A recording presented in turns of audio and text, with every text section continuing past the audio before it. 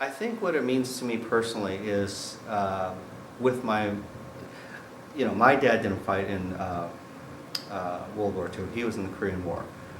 But a lot of my family was. And not that I didn't really, and when I was too young to know anything about the war.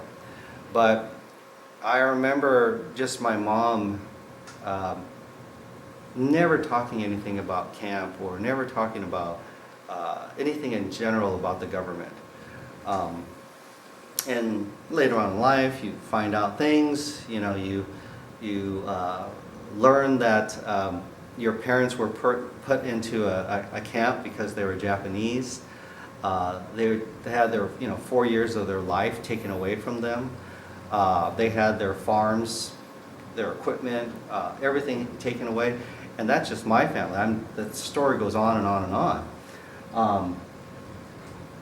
And then you had people that were in these camps or in Hawaii which my uncles fought for the World War II. And they, you're basically fighting for a country that has your family put in prison. And to me, I don't think that's ever really going to exist again. And I want people to know that because of them, it really made a difference in how America sees Japanese or any kind of Asians, I think, because they couldn't tell the difference between Chinese and Korean and this and that. They were all the enemy at that time. And for these guys to be able to show that they were patriotic, for them to be able to prove themselves to America by giving up their lives and fighting for a country, definitely paved the way for Japanese and all Asians in the near future. Right? So I remember when I was maybe fifth grade or so.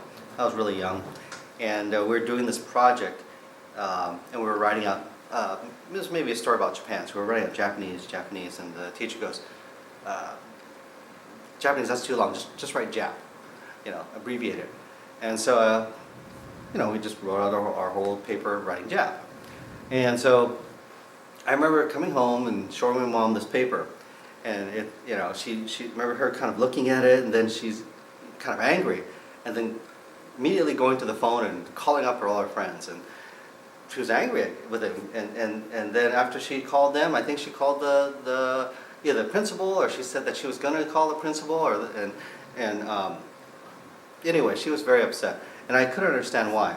So I remember the next day, the teacher getting a phone call from, maybe it was the principal or something like that, and she was getting reprimanded, and I was kind of embarrassed. Like, first I'd never seen my mom upset, and then I don't know why she was upset. I don't know why.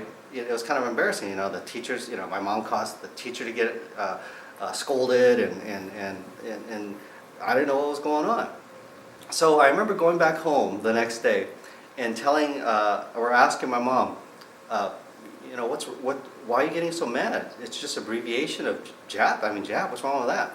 And she's all like, Jap is a very bad word. Don't ever use it. And the first time I heard it, I go, what's wrong with Jap? She goes, it's very bad. What's wrong with it? Just don't use it. And I go, as a little kid, I was going, Jap, Jap, Jap, Jap, Jap, Jap, Jap. And she just went ballistic. And she just said, that's what they called us in camp. And at that point, I don't think I even knew about camp. And she goes, yes, we had to go to camp. And I said, camp? How long did you have to go to camp? And she goes, 4 years. And I go, that's great, 4 years of camp, when can I go to camp?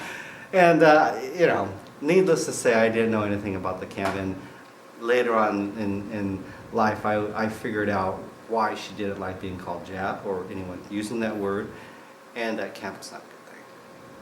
So because of them not able to speak out, and because they were trying to be more American, I think it's up to me and for us as Japanese Americans, the next generations, to let the country know, because they're not going to talk about it, but to let the country know that these men did exist, that this happened to American citizens, and that should never happen again.